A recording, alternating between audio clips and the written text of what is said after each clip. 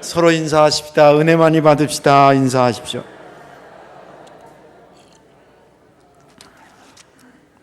오늘 말씀의 제목 한번 따라 하십시다. 시선은 관심 있는 것에 머뭅니다. 아멘. 믿음 되길 바랍니다. 제가 94년도에 한 달 동안 독일에 있는 베를린의 한인교회 교환 목회로 이렇게 갔다 왔다 그랬잖아요. 그 당시에 그 교회가 한 70명, 60명, 70명, 80명 그 정도 모이던 교회입니다. 그런데 그 성도들의 분포도가 3분의 1은 유학생, 3분의 1은 상사 직원들, 회사에서 한국의 기업들이 나가 있는 거라든지 외교관이라든지 그런 분들, 또 3분의 1은 파독 간호사들 있잖아요. 또 광부들, 그 사람들이 국제 결혼을 해가지고 거기에 독일에 남아 있는 그런 분들이 주를 이루셨습니다. 그 간호사로 국제 시장인가 영화 보셨죠? 뭘 보고 사시는 거예요? 그런 것도 좀 보셔야 돼. 거기에 보면 이제 독일에 파견 간 그 간호사들의 애완들 이렇게, 저는 그 얘기를 먼저 들었기 때문에 그 영화 보니까 실감이 나더라고요. 근데 아무튼 거기서 이제 고생을 해서 벌써 그 사람들 그 당시 나이가 한 50대 후반, 60대 초반 이 정도 되는 권사님들이셨어요. 그러니까 꽃다운 나이에 가서 그렇게 한 겁니다.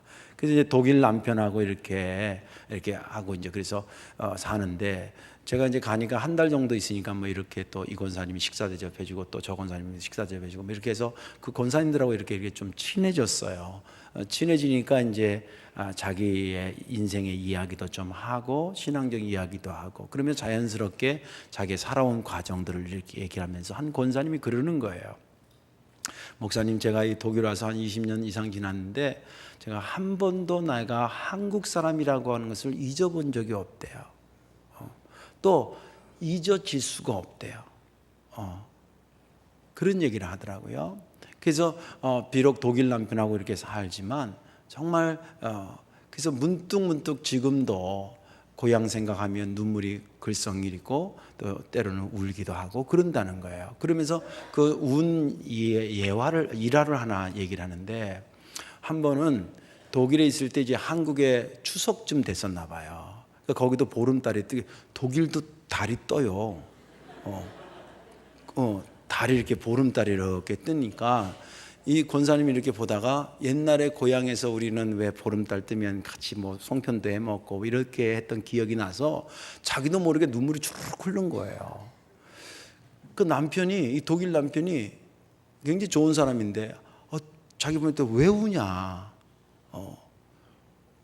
내가 혹시 잘못한 거 있냐? 그러더라는 거예요. 그래서 아니, 당신이 잘못한 게 아니고 그냥 내가, 우리 한국은 이 보름이 되면, 추석이 되면 식구들하고 다 모여서 이렇게 놀고 막 이러는데 그게 문득 생각나서 이렇게 눈물이 나더라. 그랬더니 이 동양 정서를 읽지 못하는 이 독일 남편이니까 그럴 수밖에 또 없겠죠. 그러니까 그걸 이해를 못하고 갸우뚱갸우뚱 하더라는 거예요. 그러면서 그분이 하는 말이, 제가 목사님 독일 사람하고 한국 사람이 사는데 독일하고 한국은 합쳐질래야 합쳐지지 못하는 부분이 있어요. 그런 얘기를 하면서, 그 남편도 크리스찬인데 남편하고 그 아들은 독일 교회를 다니고 자기는 한인 교회를 지금 다닌다고 그런 얘기를 해요.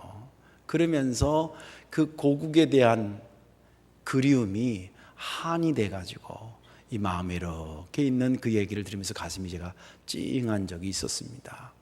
시선은 관심 있는 것에 머물러 있는 것입니다. 아무리 외국에 살아도 내가 한국에 대한 관심이 있으면 늘 시선은 한국을 향해 있는 것과 마찬가지죠.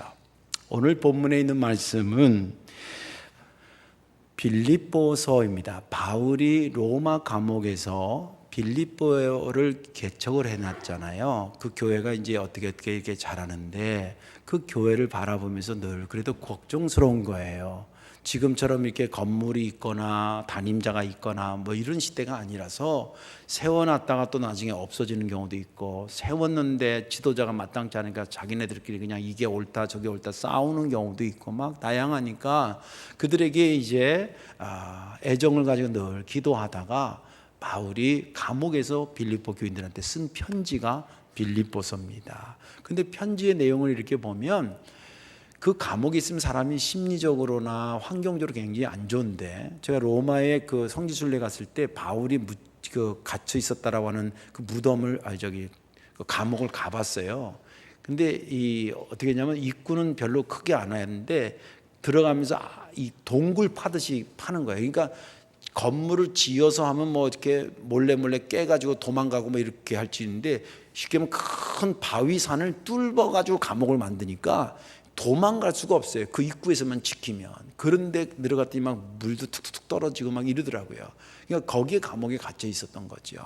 그런데 전혀 내용을 보면 오히려 반대로 빌립보 교인들이 감옥에 갇히고 바울은 바깥에서 써주는 사람처럼 그렇게 편하고 안정적으로 또 담대하게 성경을 기록했어요. 오늘 본문에 있는 내용입니다. 그가 첫 번째 입을 열어서 뭐라 그러냐면, 너희들은 나를 본받는 자가 되라. 그리고 나를 본받아 열심히 사는 사람들을 눈여겨 좀 봐라. 내가 이렇게 여러 차례, 그리고 심지어는 눈물을 흘리면서 여러분들에게 이렇게 부탁하는 이유는, 아직도 많은 사람들이 예수 그리스도의 십자가와는 정반대로 사는 것을 내가 많이 보기 때문에 그렇습니다. 그들은 자기가 지금 잘 사는 것 같아도 그렇게 사는 자의 끝은 반드시 멸망에 이를 수밖에 없고, 그리고 그들은 하나님을 이렇게 우리가 섬기는 하나님을 믿는 게 아니라 자기의 배가, 자기 혼자 잘 먹고 잘 살겠다는 거죠. 자기의 배가 그들의 신이 되고, 이렇게 사는 것이 부끄러운데도 불구하고 그 부끄러운 걸 모르고 마치 그것으로 자기가 영광을 얻는 걸로 착각하고, 하늘을 바라보지 못하고 땅을 바라보고 땅의 일만 하다가 사는 사람들이 되니, 내가 이렇게 여러분들에게 나를 본받고 그렇게 하라고 얘기를 하는 것입니다. 저희 본문을 준비하는데 저희 요새 좀 배가 나오거든요. 얼마나 부끄러운지 모르겠더라고. 이 배가 그 배는 아니겠지만, 이게 배 나오는 게 이게 좀 회개해야 되겠다 생각이 들더라고요. 그러면서 하는 말이, 그러나 여러분들이 이겨야 될 방법이 있습니다. 그렇게 가면 순간순간은 맛깔나고 순간순간은 제대로 될지 모르겠지만 결국 망하는 곳으로 가는데, 그렇게 가면 안 되지 않습니까? 여러분들은 하늘의 시민권이 있는 사람들입니다. 하늘의 시민권이 있는 사람이 어찌 땅을 보고 산다는 말입니까? 내가 울면서 여러분들에게 부탁하는 것입니다. 내가 대단해서 나를 본받으라 그러는 것이 아니라, 여러분들 알다시피 나는 지금 감옥에 있지 않습니까? 이 감옥에서 무슨 희망이 있겠습니까? 내 시민권이 하늘에 있다라고 하는 것, 그리고 거기서 예수님이 다시 오셔서 나를 구원하시고 그의 영광스러운 모습에 우리를 변형시킨다라고 하는 것을 내가 믿지 않는다고 한다면 내가 어찌 감옥에 있겠다고 생각하십니까? 사랑하는 교우 여러분, 여러분들이 비록 땅에 살지만 여러분들은 하늘에 소속이 된 사람이니 여러분들의 시선을 하늘에 두고 사십시오. 할렐루야. 이 말씀이 본문에 있는 말씀이에요. 지난주에 저는 이 본문을 읽으면서 특별히 20절이 은혜가 됐습니다. 그러나 우리의 시민권은 하늘에 있는지라 거기로부터 구원하는 자 곧 주 예수 그리스도를 기다리노니. 이 말씀이 은혜가 된 것은 천국 시민권을 주님께서 그 엄청난 것을 우리에게 거저 주셨다는 사실에 감사하고, 또 우리가 살다 보면 나도 모르게 시선이 하늘에 둬야 되는데 나도 모르게 땅에 둘 때가 있거든요. 그때 내가 여기 소속이 아니지, 나 하늘에 시민권이 있는 자지, 그러면서 다시 시선을 하늘로 가게 된 그것의 근거가 하늘 시민권이 있다라고 하는 것이었다는 걸 생각하면서 제게 은혜가 됐습니다. 오늘 말씀에 여러분들 은혜 받으시고 우리의 시선이 땅에 있지 않고 저와 여러분들의 시민권이 있는 하늘에 있기를 주의 이름으로 축원합니다. 왜 바울은 우리의 시민권이 하늘에 있다고 그렇게 계속 강조하는 것일까? 그 첫째 이유는 하늘의 시민권을 가진 자만이 땅의 현실을 하늘의 능력으로 이겨나갈 수 있기 때문입니다. 오늘 본문 19절과 20절을 연이어서 읽으면 19절에 그들의 마침은 멸망이요 그들의 신은 배요 그의 영광은 그들의 부끄러움에 있고 땅의 일을 생각하는 자로다. 그러나 우리의 시민권은 하늘에 있는지라 거기로부터 구원하는 자 곧 주 예수 그리스도를 기다리노니. 이 19절과 20절을 이렇게 자세히 보면 19절은 땅의 현실을 말하고 있고 20절은 하늘의 권능을 말하고 있는 것입니다. 종합해서 보자 그러면 땅의 한계를 하늘의 권능으로 해결해 나가야 된다고 강조하고 있는 것이죠. 사실 신앙생활의 갈등이 뭘까? 제가 한 30년 하니까 조금 이렇게 보이잖아요. 성도들이 왜 저렇게 갈등할까? 보니까 이런 거예요. 오늘 본문 같은 거예요. 땅에 살면서 하늘을 보고 살아야 되는 것사의 간격이 갈등이에요. 예를 들자면 우리가 예수 믿으면 하늘의 것에 시선을 둬야 된다고 계속 말씀으로 증거하거든요. 일주일을 쭉 보는데 땅의 개념을 보면 월요일도 땅 보고 화요일도 내가 하고 싶은 거, 수요일도 내가 하고 싶은 거 막 하다가 토요일, 주일 예수 안 믿을 때는 다 일요일, 주일까지 다 내가 원하는 땅의 것을만 생각하다가 교회를 딱까지 갔더니 주일날은 그 시선을 돌려가지고 하늘을 바라보라고 교회로 오라 그런단 말이에요. 또 물질도 옛날에는 100만 원이든 10만 원이든 다 내 건데 교회 와서 보니까 그 중에 10분의 1은 하늘을 향해 보게 하라는 거예요. 그것만큼의 간격이 갈등인 거예요. 오늘 본문 상황으로 말하자면 바울이 감옥에 안 갇히는 이유, 안 갇힐 수 있는 유일한 방법 딱 한 가지가 있어요. 뭐냐면 예수를 증거 안 하면 돼. 세상적인 방법으로 보면 아이 뭐 하려고 그거 한다고 돈이 나오는 것도 아니고 그거 한다고 누가 박수 쳐주는 것도 아닌데 그거 안 하면 되는데 그게 세상적인 방법이에요. 근데 하늘의 시민권을 받고 하나님으로부터 말씀을 받은 바울의 입장에서는 내가 땅에서 수명이 몇 년 더 하기 위해서 하늘의 시선 뒀던 것을 자기가 눈 감을 수 없었던 거예요. 그래서 그것을 감당하다가 지금 감옥에 갇혀 있는 것입니다. 물론 땅의 한계를 극복한다는 것이 쉬운 것은 아닙니다. 저도 이제 50 넘었으니까 왜 모르겠어요. 돈이 귀한 줄 알고 시간이 귀한 줄 왜 모르겠어요. 땅의 시선을 두고 살고 싶은 성향이 강하게 인간 속에 본능적으로 거의 있다는 걸 왜 모르겠어요. 그런데 생각해 보세요. 그렇게 땅의 것을 계속 바라보고 가서 이 핑계 저 핑계 대서 나름대로 합당한 이유를 가지고 땅의 것을 살아가다가 결국 끝에 가서 뭐냐면 멸망으로 간다는 거예요. 우리들의 인생은 20대만 있는 게 아닙니다. 30대만 있는 게 아닙니다. 50대만 있는 것이 아닙니다. 인생을 다 살았을 때에 내가 70, 80대고 우리 성도교회는 105세까지 살아야 된다 그랬잖아요. 105세까지 살아봤을 때에 참 감사하다, 의미 있었다, 정말 나는 헛고생했다고 생각하지 않다. 주님 감사합니다. 내가 이제 주님 나라 가도 아무런 어안이 없습니다. 그런 인생이 되려고 그러면 그때 땅을 쳐다보고 살아가서는 안 된다는 거예요. 그걸 아는 바울이 계속적으로 얘기하는 겁니다. 그래서 해법으로 제시한 것이 뭐냐면 여러분들 땅의 한계가 여러분들을 짓누른다 하더라도 이기는 방법이 있습니다. 여러분들의 시민권은 하늘에 있지 않습니까? 하나님의 소속 아닙니까? 너는 하늘 시민권을 가진 하나님의 백성이라는 거예요. 거기에 시선을 두고 살아야지 땅에 시선을 두고 살면 안 되지 않냐는 겁니다. 예수님께서 십자가 달려 죽으시고 부활하셨습니다.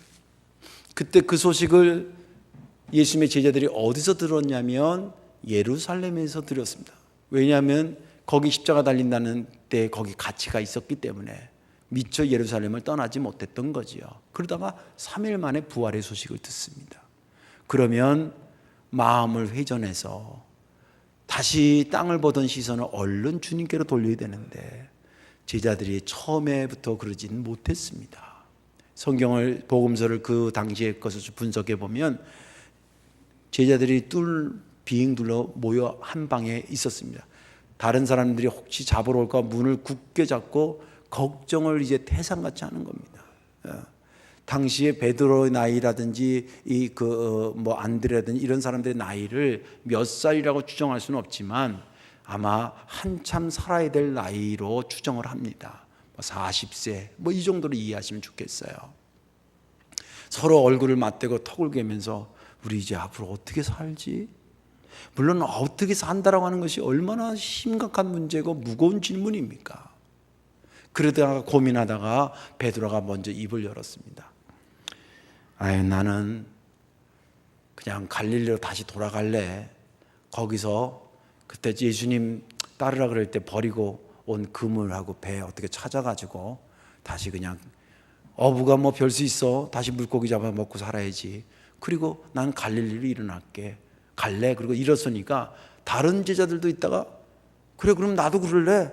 그리고 다 같이 일어나서 그 중에 한 명이라도 아니야. 주님 부활하셨다고 하는 것은 뭔가 좀 이상한 일이 있는 거 아니요? 우리가 그분한테 다시 한번 물어봐야 되잖아. 이런 사람의 제자 중에 한 명도 없었던 거예요. 그래서 다 같이 그냥 갈릴리 출신들이니까 갈릴리로 가서 물고기를 밤새 잡으려는데 이게 못 잡은 겁니다. 여러분 잘 아시죠?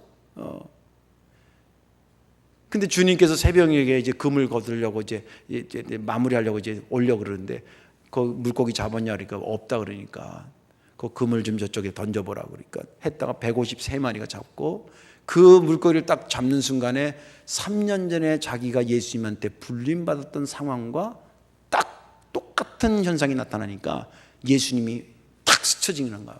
머릿속에 예수님이다 누가 소리를 치니까 베드로가 배를 저어가지고 올 새도 없이 그냥 뛰어들어서 막 수염쳐서 뭇가로 나왔습니다. 그런데 예수님의 수제자, 지금은 우리가 참 그렇지만 그 장면까지는 수제자의 모습이 아니에요. 물고기 잡다가 온몸에 물이 이제 수영하고 나왔으니까 헤엄쳐서 나왔으니까 물이 뚝뚝뚝 떨어지고 물만 떨어지는 것이 아니라 예수님 앞에서는 베드로의 얼굴도 떨겨져 있는 거예요. 성경에 보니까 예수인 줄 알아 감히 당신은 누구냐고 묻는 자가 없더라 그랬습니다. 입이 10개인데 할 말이 없이 이렇게 떨고 있으니까 주님께서 생선을 구워주고 떡을 먹이고 그리고 식사를 다 하신 다음에 베드로한테 이렇게 질문합니다. 요한의 아들 시몬아, 네가 다른 사람들보다 나를 더 사랑하느냐? 다른 사람들보다는 세상 일보다 네가 나를 더 사랑하느냐? 네가 먹고 살기 위해서 그렇게 나간 것은 내가 알지만 너의 땅의 한계를 내 양을 먹이라는 그 말씀 통해서 하늘의 능력으로 극복해라고 말씀하셨습니다. 그 말에 베드로가 감동을 받고 다시 그물을 버리고 예루살렘으로 다른 제자들과 가서 거기서 기도하다가 성령 받고 사도행전 2장에 방언을 받고 복음을 증거하고 그래서 초대교회가 만들어지게 된 것입니다.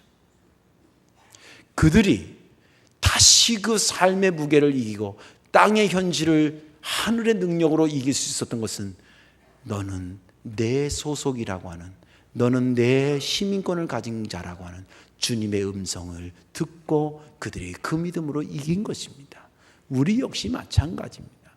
여러분의 삶의 무게가 어렵다는 것 압니다. 땅의 현실이 척박하고 노력하지 않으면 먹고 살기 힘든 거라고 하는 것을 압니다. 그러나 그것이 더불어 우리의 믿음의 함정이 될 수도 있습니다. 주님은 말씀하기를 너희의 시민권이 하늘에 있으니 땅의 한계를 하늘의 능력으로 풀어가라고 우리에게 말씀하십니다. 바울은 그렇게 믿었던 사람입니다. 그래서 그토록 우리의 시민권이 하늘에 있다고 강조했던 것입니다. 저와 여러분의 삶의 무게를 하늘의 능력으로 풀어가시기를 주님의 이름으로 축원합니다. 두 번째는 뭐냐면 왜 바울은 우리의 시민권이 하늘에 있다고 그렇게 계속 강조했냐면 시민권을 주신 주님께서 우리의 삶을 보장하신다라고 하는 것 때문이었습니다. 21절에 보면 그는 만물을 자기에게 복종하게 하실 수 있는 자의 역사로 우리의 낮은 몸을 자기의 영광의 몸의 형체와 같이 변하게 하시리라. 이 말씀 얼른 들으면 이게 좀 어려워요. 그리고 그냥 내용 이렇게 흐름상 좋은 말씀이다, 우리에게 유익이 되는 말씀 같다라고 정도밖에 얼른 해석이 안 돼요. 그러나 이 말씀을 좀 자세히 보면 이게 엄청난 축복이 농축되어 있는 다이아몬드와 같은 말씀이에요. 첫째는 왜 그러냐면, 그 첫째는 우리에게 하늘 시민권을 주신 예수님은 보통 분이 아니라는 거예요. 보통 분이 아니라는 거예요. 여러분들 일반적으로 그 나라 시민이라고 하는 것을 도장 찍어주는 게 여권이잖아요. 패스포드라 그러잖아요. 근데 우리는 동사무소 가면 45,000원만 주면 하지만 그것을 받고 싶어하는 동남아시아에 사는 사람들이 한두 명이 아니래요. 근데 이 여권이 왜 그렇게 그 사람들한테 부럽고 탐스럽냐면, 우리나라가 도장 찍어진 나라가 어떤 나라냐에 따라서 다른 거예요. 미국 여권 가진 사람들은 우리가 못 가는 데도 갈 수 있는 나라들이 있더라고요. 우리나라 여권 가지고 우리가 못 가는 나라가 아직 있어요. 그만큼 우리나라의 능력의 범위가 그거예요. 근데 우리에게 시민권의 도장을 찍어주신 분이 예수님인데 이분은 보통 분이 아니라는 거예요. 오늘 여기 본문에 보면 21절에 그러잖아요. 모든 만물을 자기에게 복종하게 하실 수 있는 자의 역사로, 세 번역에는 그걸 능력으로 이렇게 돼 있어요. 다시 말해서 모든 우주 만물을 다스리시고 복종시킬 수 있는 권능을 지닌 분이 시민권을 우리에게 주셨다는 거예요. 믿음 되길 바랍니다. 주님이 오셔서 풍랑을 잔잔케 하시고 무리를 걸어가시고 5,000명을 먹이는 기적을 일으키는, 나는 이거 있다 자랑하려고 그런 게 아니라 신본질에 대해, 다시 말해서 하나님은 이런 분이고 나는 이런 존재라고 하는 것을 너희들이 인식하는 게 믿음의 초석이기 때문에 보여주신 거예요. 그렇기 때문에 이게 이렇게 해석이 되는 거예요. 만물을 다스리고 만물을 복종시킬 수 있는 그분이 우리에게 시민권을 주셨다는 거예요. 그리고 두 번째는, 그러면 우리가 그렇게 시민권을 받을 만한 대단한 사람들이냐? 아니라는 거예요. 오늘 성경에 보면 21절에 우리의 낮은 몸을 이렇게 했습니다. 우리는 그 시민권을 받을 만한 자격이 아니에요. 시민권은 돈으로 받는 것도 아닙니다. 그런 낮은 자를 다가오셔서 시민권을 주셨다라고 하는 것이 엄청난 축복이고, 또 마지막 하나는 보니까 시민권을 부여하신 것만 해도 감사한데 마지막에 주님께서 오셔가지고 이 땅에 재림하실 때 우리로 하여금 그 영광의 자리에 변형시켜 거기에 있게 하시겠다는 거예요. 시간적 개념에서 본다면 오늘도 내가 보장하지만 앞으로도 내가 끝까지 너를 보장하겠다라고 하는 것입니다. 이러니 이것이 축복이 아니고 무엇이겠냐는 거예요. 바울은 그 믿음으로 견딘 사람입니다. 자기가 비록 감옥에 있지만, 아까도 말한 것처럼 빌립보 사람들이 오히려 감옥에 있고 바울은 밖에 있는 사람처럼 글씨를 써요. 그가 그렇게 담대해질 수 있는 것은 배포가 커서가 아니에요. 스케일이 크고 용맹스러워서가 아니에요.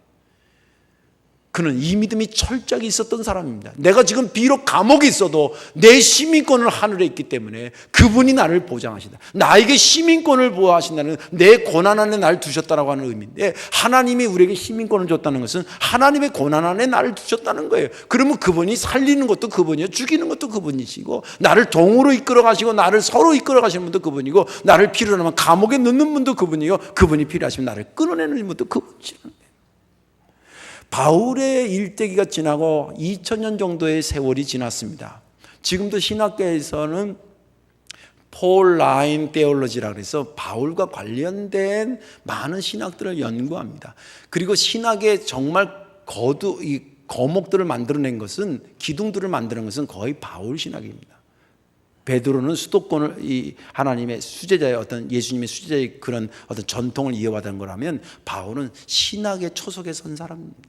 믿음으로 의로워진다라고 하는 구원받는다는 거 다 바울이 그리스도로부터 받은 말씀에 대한 내용이지요. 그래서 지금도 그렇게 연구하는데, 그의 살았던 삶의 장소, 또 그의 말했던 말들, 갔던 사도행전, 행했던 어떤 곳곳을 이렇게 하는 거 많은 순례자들이 다니면서 배우고 연구하고 하면서 결론이 뭐냐?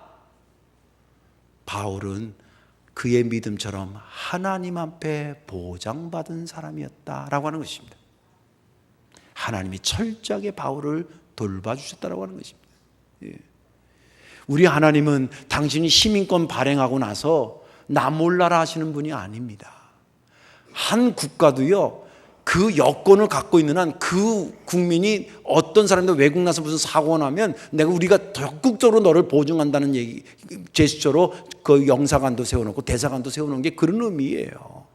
하물며 하나님께서, 만물을 창조하신 하나님께서 독생자를 통해서 우리에게 시민권을 주신 다음에 나 준 건 준 거고 난 그 다음 뒷감당이네, 그런 하나님이 아니라는 거예요. 성경의 고린도후서에 보면 이렇게 기록되어 있어요. 그가 또한 우리에게 인치시고 도장 쳤다는 거예요. 너는 내가 시민권 준 사람은 마치 패스포드에 대한민국 국가 도장이 콱 찍힌 것처럼 도인을 치고 보증으로, 갤런티라 돼, 보증으로 우리 마음에 성령을 주셨느니라.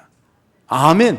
예. 내 속에 성령 계신 것이 내가 시민권이라고는 보증한다는 거예요. 그래서 성령이 우리를 위해서 말없는 탄식으로 하나님 앞에 구해준다는 게 그런 겁니다. 왜? 내가 그리스도로 그분의 도장 인침받아서 시민권을 갖고 있기 때문에.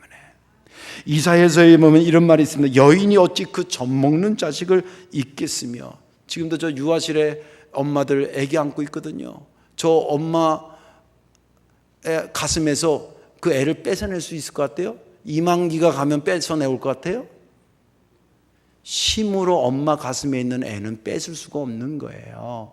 예, 그 말입니다. 여인이 어찌 그 젖먹는 자식을 잊겠으며 자기 태에서 난 아들을 긍휼히 여기지 않겠느냐. 그들은 혹시, 그래도 가끔 이상한 엄마들이 있긴 했어요. 신문에 나오는 엄마들. 혹시 그들은 잊을지라도 나는 너를 잊지 아니할 거라. 아멘. 이게 하나님이 우리에게, 하나님의 시민권을 받은 자에게 내가 너를 책임지겠다고 하신 말씀이에요. 믿음 되길 바랍니다. 바울은 그 믿음으로 살았어요.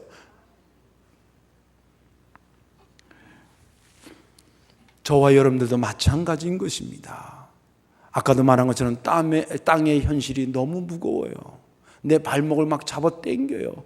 그래도 우리가 시선을 하늘에 두고, 하나님, 당신이 부여하신 나는 당신의 백성입니다. 하늘의 시민권을 가진 살아오면서 주를 바라보고 갑니다. 그랬더니 주님께서, 그래 사랑하는 아들아, 사랑하는 딸아, 내가 너를 보증한다. 내가 너를 끝까지 지켜준다. 눈동자와 같이 너를 보호한다. 할렐루야. 그 말씀으로 삶을 이기라고 바울이 그토록 외치고 외쳤던 것입니다. 이제 말씀을 정리합니다. 이제 중요한 것은 우리의 시선입니다.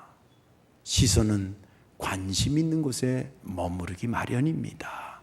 내가 땅의 것에 관심이 많으면 나도 모르게 내 시선이 땅으로 갈 것이요. 내가 오늘 말씀 듣고, 그래 나는 저기 소속이지, 그러면 내 시선은 하늘을 향하게 될 것입니다. 이 시민권에 대한 확신을 가지고 땅의 현실을 하늘의 능력으로 이겨나가시기를 주의 이름으로 축원합니다. 더불어 그 시민권을 가진 우리를 하나님께서 지금도 성령을 통해서 끝까지 보증하고 계심에 확신하시고 저와 여러분들의 삶이 승리의 삶이 되시기를 주의 이름으로 축원합니다. 기도하겠습니다.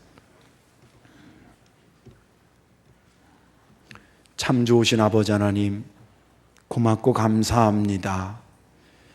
하늘의 시민권을 받을 만한 자격이 없는 우리들을 어마어마하신 주님께서 독생자 예수 그리스도를 보내사 그로 하여금 우리에게 인치시고 성령 보내주셔서 보증해 주시고 우리로 하여금 거룩한 시민권을 부여하신 하나님, 이제 그 시민권을 받았으니 우리의 시선이 거기에 있게 도와 주옵소서.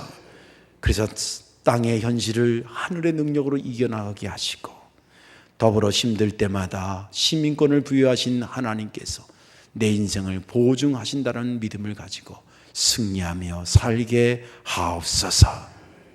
감사드리며 예수님의 이름으로 축복 기도하옵나이다. 아멘.